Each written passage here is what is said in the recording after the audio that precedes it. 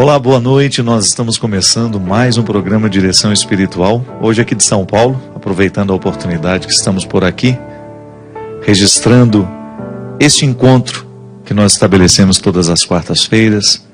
Agradeço muito a oportunidade de fazer parte da sua vida. Você que confia a sua vida ao programa Direção Espiritual neste momento, porque é assim mesmo. Nós precisamos escrever o estatuto de Jesus dentro de nós. O cristianismo é um conjunto de regras, claro. Nós nos orientamos às nossas condutas morais, nós observamos o que a igreja nos ensina. Mas antes disso, o cristianismo é uma experiência de intimidade. De um Deus que nos visita, que nos fala ao ouvido, que nos fala ao coração, e que a partir daquilo que Ele nos fala, a gente começa a estabelecer a nossa vida a partir dessas palavras. É a palavra que rasga o nosso coração, a nossa consciência, da mesma forma como Jesus o fez naquele tempo. A conversão começa na escuta. É uma palavra que nos desinstala, que nos incomoda. É aquela velha experiência de sermos invadidos por um pensamento, por uma imagem. Uma experiência que nós fazemos desde criança, por isso eu digo que é uma velha experiência. Nós já estamos acostumados a ser perpassados pelas imagens, pelas palavras, pelos gestos. É assim que a gente se torna a gente. Se você for pensar, a pessoa que você se tornou está intimamente ligada a todas as imagens que você viu pela vida, a todos os gestos que lhe foram direcionados, a todas as palavras que lhe foram ditas. Ninguém é por acaso. A gente vai sendo construído como pessoas aos poucos, como se nós fôssemos um grande mosaico, cujas pequenas peças foram colocadas em fases diferentes da nossa vida, por pessoas diferentes, de maneira que fica até difícil dizer, né? Quem sou eu? Eu não tenho como dizer quem sou eu sem me recordar de todas as experiências que eu vivi. Claro, muitas são inconscientes, estão escondidas dentro de mim. Eu não tenho acesso a elas, mas elas são atuantes. A psicologia nos ensina que o inconsciente, embora não seja acessível a mim, eu tenho realidades inconscientes que foram registradas dentro de mim, na minha cabeça, no meu cérebro, nas minhas emoções, eu não tenho como acessar. Mas de vez em quando eu identifico alguma coisa do meu comportamento que eu desconheço a causa e que está lá no meu inconsciente, mandando os recados, né? O inconsciente manda os seus recados. Alguém um dia ajudou na construção do nosso inconsciente. De maneira que muitos medos de hoje, a gente precisa compreendê-los à luz do passado. É por isso que a terapia, a boa terapia, é aquela que nos faz acessar as realidades inconscientes. E vamos jogando luz sobre esse inconsciente e vamos consertando aquilo, no dia de hoje, aquilo que estava estragado lá no passado. É assim que a gente se torna gente, com erros e acertos. São realidades que são favoráveis a nós e outras que não são tão favoráveis. É por isso que o Evangelho será sempre uma instância de conversão, de mudança. Porque eu muitas vezes posso ter hoje, nessa fase da minha vida, comportamentos que não são cristãos, atitudes que não são cristãs, pensamentos não cristãos. Por quê?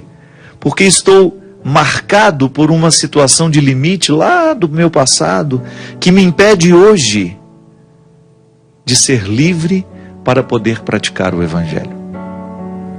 Minha gente, se tem uma coisa que nós não podemos nos esquecer, é que um coração só pode ser cristão à medida que ele é livre. Até para amar. Pode observar, às vezes a gente ama por necessidade, por interesse. Mas o amor cristão não é fruto da necessidade e do interesse.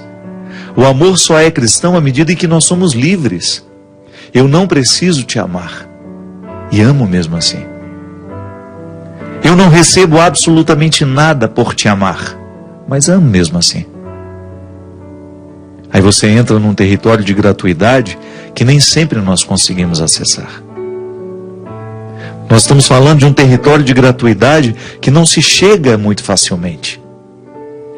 Requer a disciplina do coração, requer sondar a fundo a nossa estrutura humana, para que a gente possa identificar nesta estrutura humana o que ali está nos dificultando a viver o Evangelho hoje. Se a gente não é livre, não adianta a gente querer viver o Evangelho. O Evangelho só é possível, as propostas de Jesus só são possíveis às pessoas que se alcançam, que conquistaram essa liberdade interior. É por isso que a conversão, ela engloba a totalidade da nossa vida. É por isso que nós não podemos falar de religião sem psicologia. A gente não pode falar de religião sem os conhecimentos antropológicos, sem os auxílios das ciências. Sim, porque olha como isso é fantástico. Para eu ser capaz de viver com verdade um valor cristão, eu preciso corrigir muitas coisas no meu inconsciente, muitas coisas na minha vida que eu não conheço a origem. Então eu preciso começar a acessar este território desconhecido para lançar algumas luzes sobre ele e tentar arrancar dali alguma coisa que me ajude a compreender o presente. Muitas angústias hoje estão intimamente ligadas a momentos do nosso passado. Então eu não tenho como corrigir o hoje se eu também não acessar o que é passado. Por isso que a gente fala que toda vez que a gente se dispõe a viver o Evangelho, a gente começa a viver uma desconstrução natural de tudo aquilo que a gente é, de tudo aquilo que a gente aprendeu. Porque às vezes a gente aprendeu coisas na infância que dificultam hoje a experiência e a vivência de valores cristãos, como a caridade, por exemplo. Se uma pessoa foi criada dentro de um contexto de muito egoísmo, ou até mesmo de muita necessidade, e ela não aprendeu a dividir porque ela tinha muito pouco, e se ela dividisse ela ficava sem nada, pode ser que na fase adulta ela tenha muita necessidade de reter tudo que tem, porque tem medo de voltar à carência da infância. Está vendo? Um fato hoje diretamente ligado a um fato do passado. Então a conversão é a libertação dessa estrutura que se acha eternamente necessitada e que por isso tem dificuldade de dividir. A conversão num coração assim, ela passa pela necessidade de recolher o passado, de corrigir aquele sentimento que escravizou naquele momento, porque a necessidade nos escraviza. A urgência do alimento é muito cruel. Você ver uma pessoa passando fome, só Deus sabe os registros psíquicos que aquela fome vai deixar no coração daquela criança. Pode ser que depois a vida dela mude, ela trabalhe, ela estude, ela ganhe dinheiro, ela mude radicalmente a estrutura financeira da sua família, da sua vida, mas ela continua lá com os medos da criança que passou fome. Então a gente sempre precisa tomar consciência daquilo que ainda não é cristão em nós e identificar os motivos da nossa dificuldade em viver aquele valor cristão. E para isso a gente vai tomando contato com a palavra. A Sagrada Escritura rasga a nossa alma, rasga a nossa mente e deposita em nós a semente do Evangelho. E aí aos poucos nós vamos ficando configurados ao Cristo. A minha mente, que não é cristã, porque ela está marcada pelo pecado, ela está marcada pelos limites da minha história. Posso dizer isso. Claro que, graças a Deus, nós já avançamos muito. Temos muito cristianismo já na nossa mente. Mas pode ser que a gente encontre algumas pessoas que ainda não conseguiram captar quase nada do cristianismo por causa das dificuldades pessoais que enfrentou. Algumas pessoas enfrentaram dificuldades muito graves, humanas, limites humanos, que hoje impossibilitam essas pessoas de fazer uma experiência sincera do Evangelho. E aí a gente vai depositando essa palavra aos poucos em nós, né? Como se fosse uma água que a gente vai regando diariamente, uma semente para que ela cresça. Sempre que nós temos o contato com a palavra de Jesus, nós estamos julgando uma água nós estamos regando a semente do cristianismo que há em nós. Por isso que nós não podemos viver um cristianismo sem a Sagrada Escritura. Eu não posso viver, eu não posso chegar ao resultado que Jesus quer de mim se eu não tomo contato com os seus ensinamentos, com as suas palavras. E nesse Evangelho de Lucas, capítulo 6, versículo 27, é uma sequência de ensinamentos duros, não são fáceis não, porque eles contrariam, muitas vezes, a lógica que nós aprendemos desde criança. Escuta isso para você ver. Ora, a vós que me escutais, eu digo, amai os vossos inimigos e fazei o bem aos que vos odeiam. Falai bem dos que falam mal de vós e orai por aqueles que vos caluniam. Vê se isso é natural para nós. Quando uma pessoa fala mal de nós, qual é a nossa primeira reação? É retrucar. É devolver a ela com a mesma moeda. Porque a gente tem aquela ilusória sensação de que nós estamos corrigindo o que o outro fez. Mas Jesus diz que não. Jesus diz que toda vez que uma pessoa falar mal de nós, nós deveremos devolver com uma palavra bendita. Aí você pode parar e pensar, mas isso é um prejuízo que eu não quero tomar não, isso é ser bobo. Não. Quando a gente experimenta neutralizar o poder da palavra, da maldade que o outro joga sobre nós, é como se nós corrigíssemos um pouco aquele prejuízo que ele nos causou. Falar bem de quem fala mal de nós. Você neutraliza o inimigo, porque toda vez que você devolve uma palavra maldosa àquele que falou mal de você, você alimenta o sistema do ódio. Quando você quebra o poder do ódio que aquela palavra provoca em você, você causa um bem enorme ao seu coração. E aos poucos a gente vai desconcertando os nossos inimigos. Porque tudo o que eles querem é que a gente retruque com a mesma intensidade. Porque aquele que faz a opção pelo ódio, pela palavra mentirosa, pela calúnia, ele não espera outra coisa senão ter a oportunidade de devolver uma pior ainda do que aquela primeira que ele deu. E ele só pode devolver à medida em que ele encontra um espaço dentro de nós para depositar a sua semente de ódio. Porque o que é a palavra que calunia, que é maldosa, que é mentirosa? É uma semente de ódio. Se eu digo uma palavra maldita em relação a você, se eu semeio o seu coração com uma palavra pesada, doída, e você permite que essa palavra fique dentro de você, devolvendo-me da mesma forma, você está regando o ódio que eu joguei em você. Jesus continua. Se alguém te bater numa face, oferece também a outra. E se alguém tomar o teu manto, deixa levar também a túnica. Dá a quem te pedir, e se alguém tirar o que é teu, não peças de volta. Assim como desejais que os outros vos tratem, tratai-os do mesmo modo. Essa frase corrigiria o mundo. Você já imaginou se nós levássemos a sério esse conselho de Jesus, que a gente só deveria fazer ao outro aquilo que a gente gostaria que o outro nos fizesse? A gente iniciaria a corrente do bem. A gente iniciaria um movimento contrário ao ódio. Nós iríamos fazer de tudo para que as nossas atitudes, as nossas palavras, os nossos gestos pudessem transformar aquele que está ao nosso lado. Se amais somente aquele que vos amam, que valor tem nisso? Que valor tem a gente amar somente as pessoas que nos amam?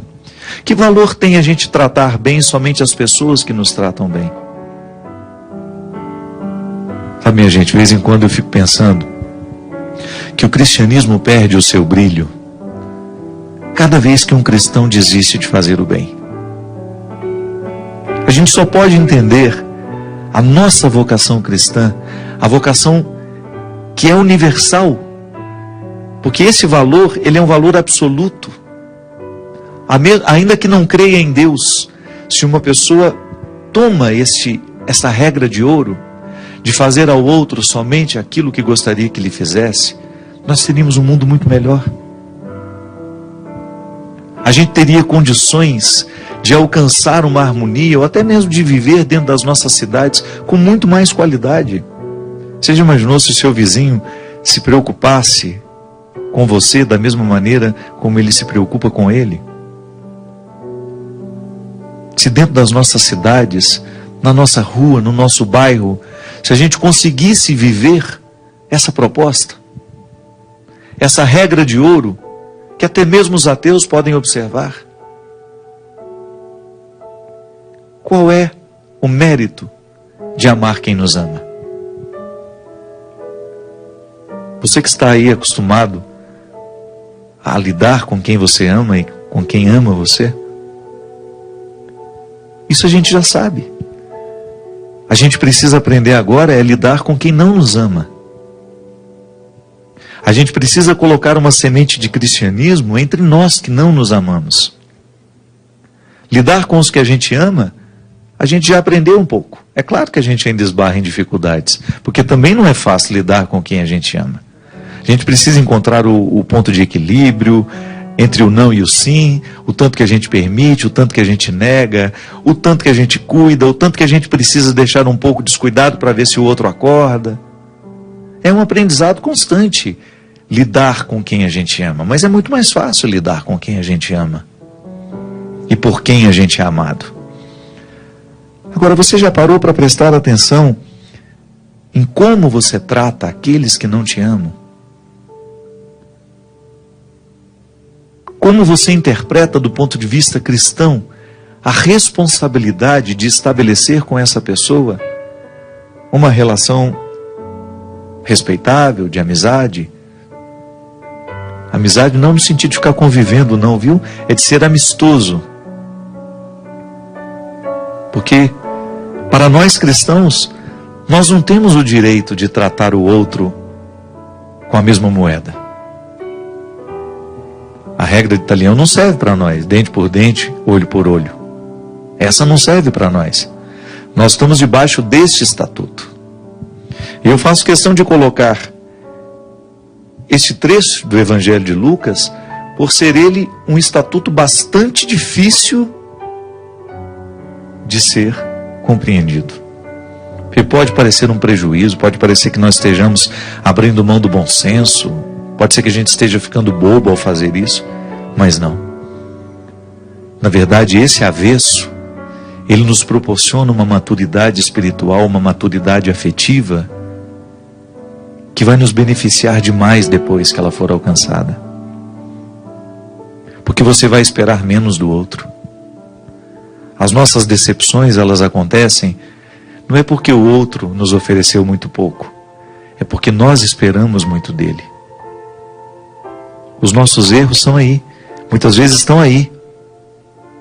O outro ofereceu aquilo que ele podia, mas nós esperávamos tanto, tanto, tanto, projetamos tanto, imaginamos tanto o outro, que quando ele foi ele de verdade, não nos bastou. Quando a gente assume essa regra de ouro na nossa vida, quando a gente descobre que vale a pena a gente não revidar o mal com o mal, que vale a pena a gente não devolver a palavra cruel, que machuca, que vale a pena a gente engolir em seco um pouquinho, fazer uma respiração mais profunda e passar por cima daquela agressão sem devolver com a mesma intensidade. Com a mesma intensidade não é de jeito nenhum, né? Se não fala com a mesma intensidade, dá a impressão que com uma intensidade menor pode. Não. O silêncio. O silêncio é uma forma muito sábia de responder uma agressão. E o mais bonito é não permitir que aquela agressão venha encontrar espaço dentro do seu coração para crescer. Porque quando a gente cria essa imunidade aqui, quando a gente apreende o resultado desse estatuto, a gente começa a pensar 2, 3, 4 vezes antes de acomodar o ódio dentro da gente. O ódio que o outro nos lançou pelo instrumento da palavra, pelo instrumento do olhar, pelo instrumento do gesto. O ódio do outro nos alcança de diversas formas, mas cabe a nós bloquear a entrada desse ódio. Por quê? Porque nós somos cristãos.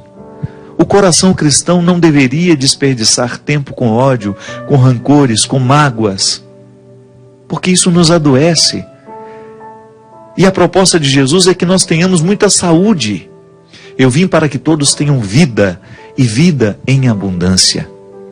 É fantástico a gente pensar a dimensão da saúde mental.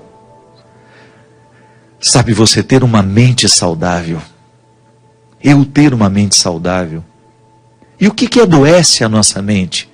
São os pensamentos negativos, são os ódios que nós alimentamos, os rancores, aquele eterno prejuízo que nós ficamos mastigando, igual o gado no curral, no pasto, que fica ruminando o alimento.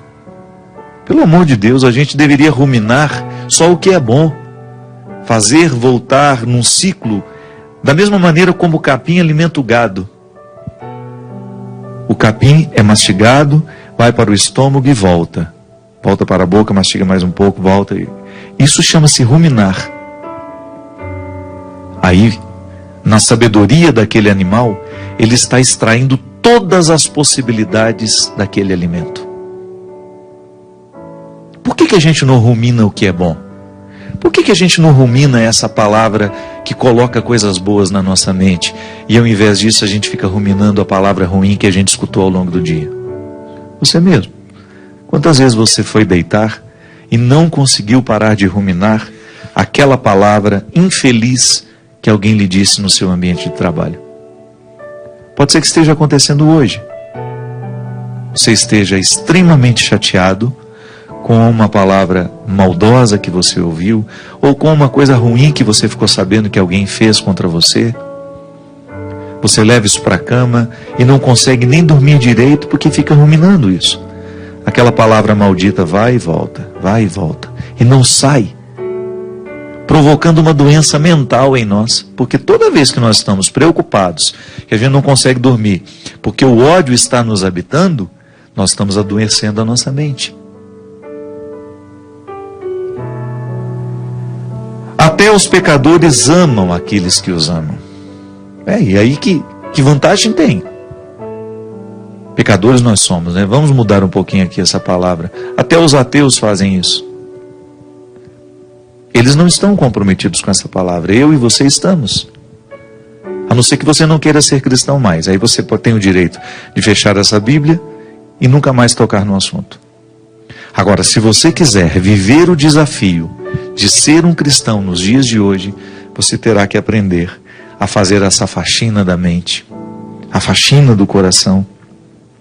Terá de aprender a dar passos na direção daquele que te ofende.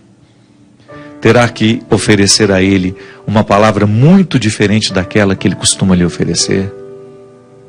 Terá que ter a mansidão no coração, porque só os mansos, Jesus já dizia numa outra ocasião, alcançarão o reino.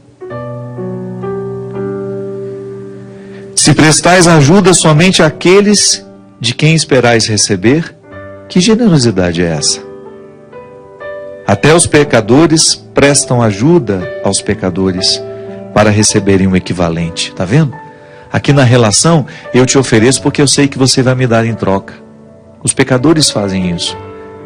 Quando Jesus fala aos pecadores, é todos aqueles que não estão movidos pelo valor do amor, pelo valor da generosidade. Se eu estou movido pelo valor da generosidade cristã, eu vou oferecer e não vou ficar esperando que me dê algo em troca. Agora, se eu estou marcado pelo limite, se o meu amor é limitado, se o meu amor é marcado pelas minhas necessidades, tudo o que eu fizer por você, eu vou lhe cobrar depois. Tudo o que eu lhe oferecer, eu vou dar um jeito de cobrar depois. Por isso, tantas vezes dentro das nossas casas, o nosso amor não convence ninguém. Por isso, tantas vezes na nossa casa, o nosso cristianismo não é capaz de converter os que estão ao nosso lado. porque estamos profundamente marcados pelo pecado, pela necessidade que não nos permite ser um testemunho vivo deste Evangelho na vida do que nós encontramos. O desafio é para mim, o desafio é para você, porque eu também preciso internalizar esse estatuto. Eu também tenho vontade de devolver o mal com o mal. Eu também sinto o desejo de gritar a palavra que agride aquele que me agrediu. Mas se nós quisermos observar a palavra de Jesus, nós teremos de quebrar o poder deste ódio dentro de nós. Nós vamos para um rápido intervalo e a gente volta já já com o programa Direção Espiritual.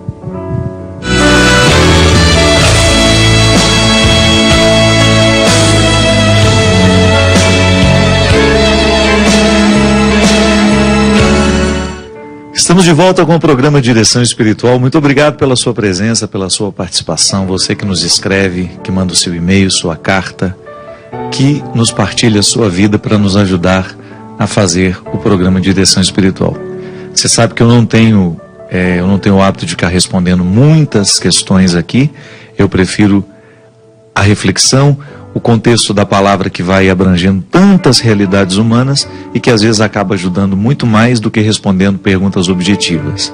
Eu sempre digo que aqui na Canção Nova nós já temos alguns programas que respondem com muita competência às dúvidas das pessoas.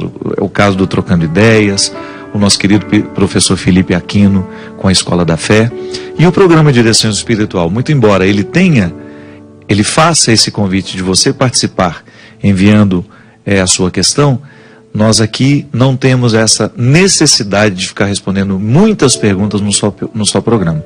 Às vezes a gente elege uma só, fazemos aquela questão de maneira mais abrangente e acaba respondendo muitas outras que também tinham um problema parecido, ou então algum problema que de alguma forma tocava aquela questão que foi primeiramente anunciada. Eu gostaria de fazer um convite muito especial ao povo de Portugal. Nós estaremos nos dias 21 e 22 de junho, num grande encontro de evangelização em Fátima. Eu serei o pregador oficial deste encontro. Nós vamos começá-lo no sábado à noite.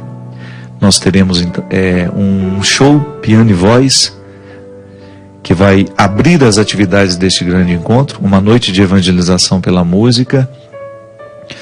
Já tive a oportunidade de estar em Fátima há uns 5, 6 anos atrás e vamos voltar agora.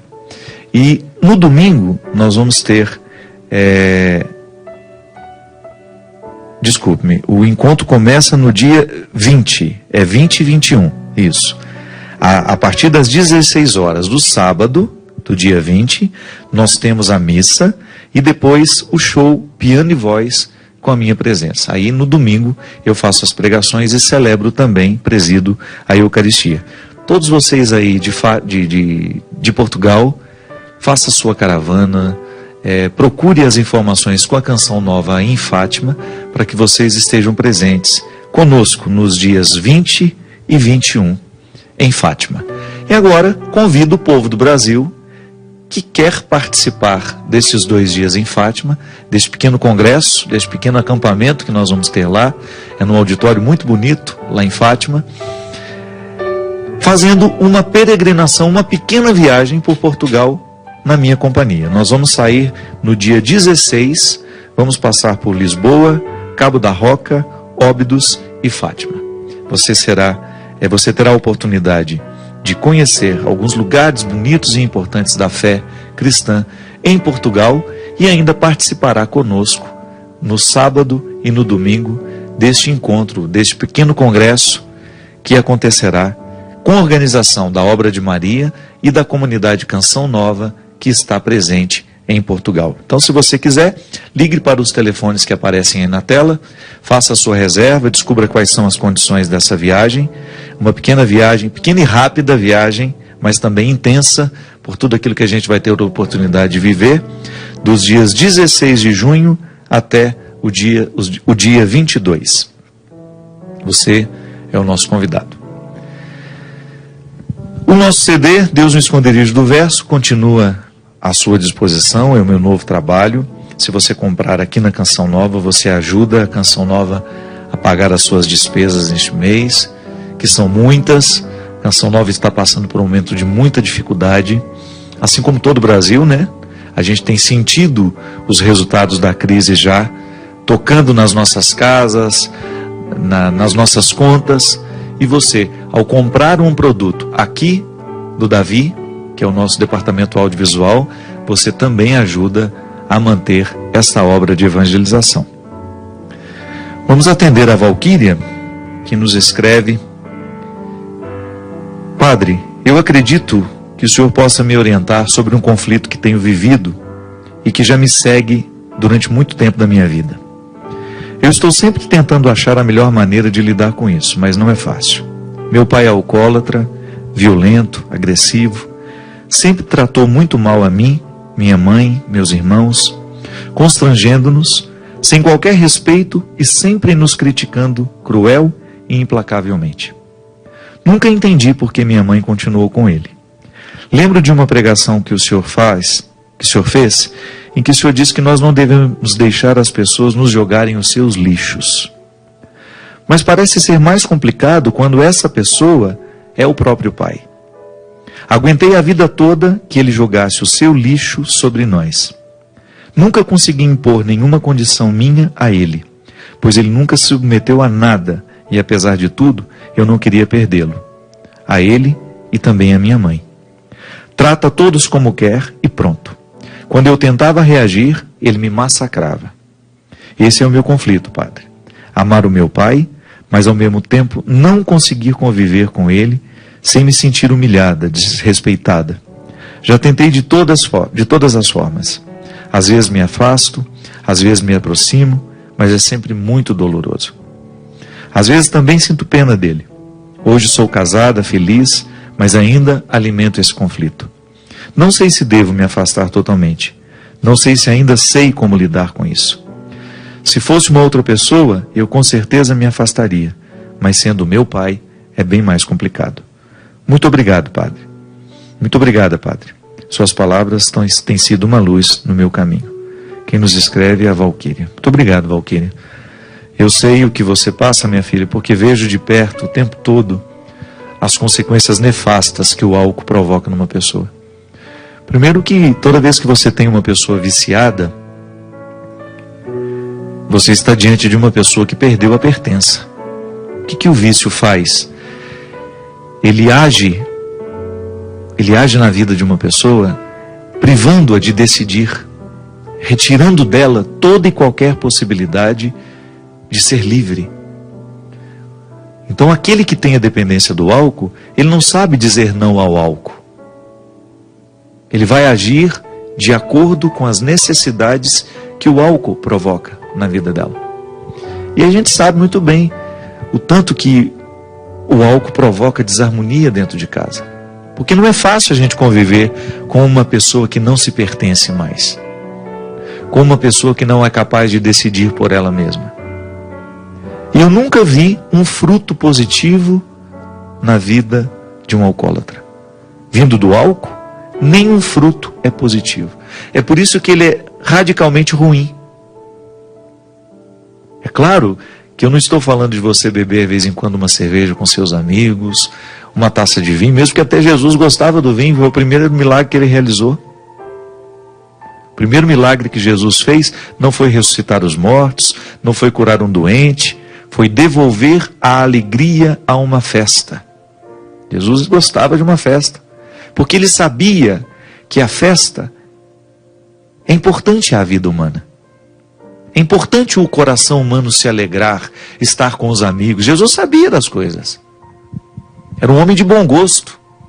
Ele multiplica o vinho justamente para nos demonstrar que a alegria deve fazer parte da nossa vida. Mas a gente sabe que o limiar é muito estreito. Entre um copo de vinho, uma taça de vinho, uma segunda, uma terceira, uma quarta, uma quinta, a gente sabe muito bem. O alcoólatra é aquele que não consegue estabelecer um limite para as taças de vinho. Uma pessoa que bebe socialmente para viver essa alegria, essa descontração que uma taça de vinho pode nos trazer, é aquela pessoa que está no controle da situação. Quando uma pessoa começa a depender deste álcool para ser feliz, então nós já estamos falando de um vício se estabelecendo. Porque as toxinas, as substâncias tóxicas, elas provocam isso nas pessoas. Uma sensação de alegria, de descontração, de leveza.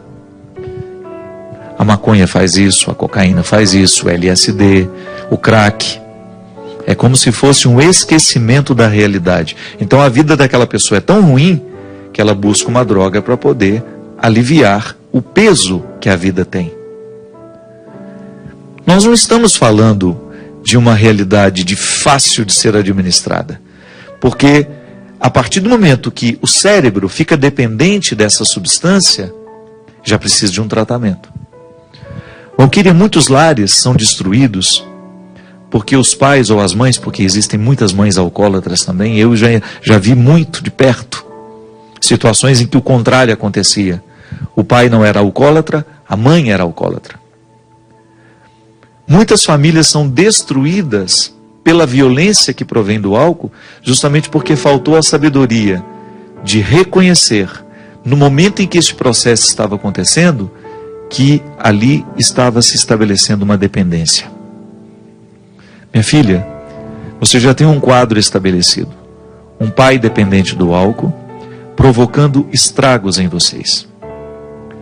Primeira coisa, se existe agressão física, isso é caso de polícia. Homem nenhum. O sacramento do matrimônio não pode ser um esconderijo para a agressão de homens a mulheres. Denunciar à polícia quando existe uma agressão física, e sobretudo quando isso vai se repetindo, é uma obrigação do filho ou da mulher que sofre essa agressão. Sabe por quê? Os homens precisam se responsabilizarem pelas suas atitudes. Tem muitos homens que viram verdadeiros monstros dentro de casa porque eles não são denunciados. Porque as mulheres passam tudo sozinhas. Porque os filhos, com medo de denunciarem o próprio pai, provocam a ele um mal pior. Porque vão dando a ele o alimento que faz com que ele se torne cada vez pior. Cada vez mais agressivo, que é justamente a clandestinidade. Eu não sei se no caso de vocês existe essa agressão física. Se há, dentro dos nossos lares, agressões físicas, nós precisamos procurar a justiça. Isso precisa parar. As nossas mulheres não podem continuar sendo agredidas dentro das nossas casas, debaixo dos nossos lares e protegidas pela pseudo-compreensão de que, por ser o nosso marido, por ser o nosso pai, por sermos casados e por sermos cristãos, nós não podemos denunciar a agressividade que acontece dentro da nossa casa. Eu tenho certeza que se Jesus encontrasse uma situação dessa, ele iria relatar assim: entregue à justiça e lá vamos resolver esse problema. Agora você fala de uma outra realidade, que é justamente como estabelecer com esta pessoa, como fazer para que a minha relação de filha com meu pai lhe prive, ou melhor, lhe barre no momento em que ele vem julgar sobre mim os seus lixos. Minha filha, toda a realidade difícil que nós temos dentro de casa precisa ser enfrentada. Muitas vezes as coisas dentro de casa não são resolvidas porque nos faltam a formalização do enfrentamento. Não é quando seu pai estiver bêbado que você vai ter essa conversa com ele. E o melhor seria, Valquíria, se toda a família reunisse, convocasse o pai. Pai, nós queremos uma reunião com o senhor. Formalizasse o enfrentamento. E a partir do momento em que estão todos juntos, vocês vão dizer a ele que vocês não são obrigados a aguentarem as consequências das agressividades, as consequentes agressividades do álcool. Que vocês estão ao lado dele, que farão tudo por ele, porque o amor cristão nos pede isso, nos sugere isso, que vocês farão, que vocês não desistirão dele, que vocês irão até o fim, desde que ele queira o tratamento. Eu não posso curar o outro com um amor que não pede responsabilidade. O amor, o verdadeiro amor, coloca responsabilidades. Amor não é passar a mão na cabecinha e dizer, tá tudo bem, será assim sempre, eu vou ficar ao seu lado eternamente. Não. Amor consiste em nós exigirmos uns dos outros o comprometimento de fazer com que cada vez mais o espaço da nossa casa seja favorável à nossa alegria. É como multiplicar o vinho, é fazer o mesmo que Jesus fez. Valquíria, vocês precisam multiplicar na sua casa a verdadeira alegria. Vocês precisam multiplicar na casa de vocês a verdadeira harmonia. E o pai de vocês precisa estar consciente que ele, ao invés de multiplicar o que é bom, ele está multiplicando o que é ruim. Ele precisa ter consciência das consequências que o vício está trazendo para vocês. Não dá para a gente passar uma vida inteira, minha gente, convivendo com os nossos alcoólatras, convivendo com os nossos viciados, sem fazer este enfrentamento no momento em que eles estão lúcidos e exigir deles uma tomada de posição. Você sabe que meu pai parou de beber assim, né? Eu me recordo como se fosse hoje. O meu pai não foi um alcoólatra a vida inteira, ele teve uma fase da vida dele, tadinho. Dificuldades, muitas dificuldades financeiras, muito sofrimento. E o álcool veio como uma solução, uma falsa solução para ele. E eu me recordo que era um dia de manhã, eu estava saindo para a escola, depois de um final de semana muito difícil. Porque quem tem o alcoólatra dentro de casa sabe o que significa um fim de semana. É o fim de semana que a gente fica com medo de que todas as coisas ruins aconteçam. São os dias da insegurança, em que você fica o tempo todo acuado com o medo do que pode acontecer, porque o alcoólatra, ele pode muitas vezes ficar violento, ele pode muitas vezes fazer o que ele jamais faria se ele estivesse são. E depois de um final de semana, de brigas, de confusões, eu me lembro que eu estava saindo para a escola, o meu pai estava sentado na mesa do café, me lembro como se fosse hoje. E eu trêmulo, porque imagina eu, um menino de 7, 8 anos, me encorajando para dar um conselho ao meu pai. Não é fácil. E aí eu pedi a ele, posso falar uma coisinha com o senhor?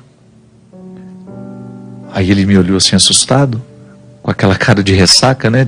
A ressaca moral, de saber que errou. Aí foi nesse momento que eu pedi a ele. E com muita simplicidade eu expliquei a ele tudo o que o álcool dele provocava em nós, em mim, na minha mãe, nos meus irmãos. E foi incrível a transformação que meu pai teve depois daquela conversa. Claro, ele teve recaídas, mas ele nunca mais olhou para mim do mesmo jeito. Porque eu me posicionei. Embora eu fosse um menino, eu disse a ele, eu fiz a experiência do enfrentamento. Eu formalizei a conversa e o meu pedido de socorro. Eu formalizei o enfrentamento. Eu disse a ele uma realidade que me ocorria e que talvez ele pudesse nem, claro, percebia, mas ele não tinha tido ainda o meu respaldo. Ele não tinha escutado de mim que ele não podia contar comigo para ser aquele homem que ele estava sendo. Ele não tinha o meu respaldo. Eu estava oferecendo a ele o meu coração de filho para pedir a ele um único favor: que ele fizesse a parte dele dentro de casa. Que não adiantava ele trabalhar e nos dar o sustento do dia a dia se ele negligenciava o sustento da alegria, a multiplicação da harmonia, que nós como famílias deveríamos viver diariamente. Uma família é mais feliz à medida em que cada filho, cada pai, cada mãe, cada irmão, cada tio, enfim, avô, avó, aquelas pessoas que constroem o cotidiano de uma casa. Uma família será mais harmoniosa à medida que cada um de suas partes fizer a sua lição de casa, a parte que lhe cabe, Não tem como você esperar que uma família seja feliz a partir de uma única pessoa. O empenho não pode ser de uma única pessoa. E às vezes, Valquíria, o que nos falta é isso. É a gente dizer a Ele, no momento em que Ele pode ouvir, que o que está acontecendo não nos favorece. E você tem toda a razão. Nós não somos o depósito de lixo do outro. Nós não podemos aceitar essa condição. O outro erra e nunca alguém diz a ele que aquele erro está prejudicando as estruturas da casa. Porque às vezes o outro pode até ter a consciência de que está errando, mas lhe falta a formalização do pedido de socorro. E um filho sim tem o direito de pedir ao pai que ele faça, chamar a responsabilidade do pai. O filho sim tem o direito. É uma inversão de papéis. É uma inversão de papéis. Mas se os nossos pais não estão se comportando como adultos, cabe a nós pedir a eles esse comportamento. É lamentável. Esse processo de imaturidade cada vez mais crescente em nosso meio, as pessoas estão se casando muito imaturas, estão estabelecendo famílias, vínculos familiares muito cedo, sem nenhuma maturidade. Isso tem prejudicado demais. Isso tem feito com que cada vez mais as nossas estruturas sejam frágeis e fiquem fragilizadas e gerando outras estruturas frágeis.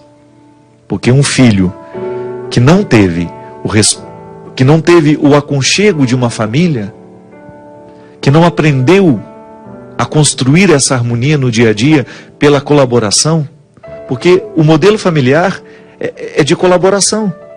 Todo mundo precisa colaborar um pouco. Até financeiramente. Me lembro, lá em casa sempre foi assim. Um filho pagava a água, um filho pagava a luz, o outro ajudava a comprar a alimentação, alguém pagava o açougue, era assim. É justo. A colaboração faz com que a gente se sinta parte integrante do todo. Mas não é só financeiramente, não. É a colaboração afetiva. Como é que eu posso colaborar afetivamente para minha casa ser uma casa feliz? Como é que eu posso fazer para que o meu lar seja um ambiente harmonioso? Eu não posso esperar isso só do outro. Eu tenho uma parte que me cabe. Seria uma imaturidade da minha parte dizer que os outros construirão um lar feliz para mim. E que eu tenho o direito de soltar todas as minhas farpas, todas as minhas ferpas. Não. Não é assim que funciona. É a colaboração. Eu colaboro para que o meu lar seja harmonioso. O meu pai colabora. E aí que é interessante, minha gente. Imagina, às vezes você tem os filhos todos no espírito de colaboração e um pai lá desgarrado, fazendo tudo como se fosse uma criança de 2, 3 anos, sem nenhuma responsabilidade, sem nenhuma consciência. Está na hora de a gente acordar. Qual é a colaboração que você dá do ponto de vista afetivo à sua família? Como é que você ajuda a sua família a ser mais harmoniosa? Qual é a parte que lhe cabe neste milagre de fazer um lar ser feliz? Se a gente não se responde com sinceridade a essa pergunta, a gente fica alheio ao nosso papel. Quando a gente responde com sinceridade a essa pergunta, a gente tem a possibilidade de analisar o nosso jeito de ser. Qual é o meu papel? Como eu colaboro afetivamente na harmonia do meu lar, para a harmonia do meu lar? Aí você entra no coração desse evangelho que nós começamos o programa hoje. Que é justamente o espírito cristão, que é esse que me faz estar o tempo todo na busca de construir harmonias ao invés de semear ódios. O espírito cristão precisa perpassar as nossas relações humanas. Essa regra que o evangelho me coloca e que é tão difícil de ser alcançada: dar a face quando alguém nos bate, devolver o bem àquele que nos faz o mal. dizer palavras benditas àquele que nos amaldiçoa. Essa regra, quando ela é assumida dentro de casa, você pode ter certeza que ela é profundamente revolucionária. Porque o mundo que nós queremos transformar começa dentro do nosso coração. E se o nosso coração está transformado, a nossa família também será transformada por ele. Derrame o Deus Todo-Poderoso sobre o nosso coração, sobre a nossa vida, a sua bênção. Ele que é Pai, Filho e Espírito Santo. Amém. Até a semana que vem, se Deus quiser.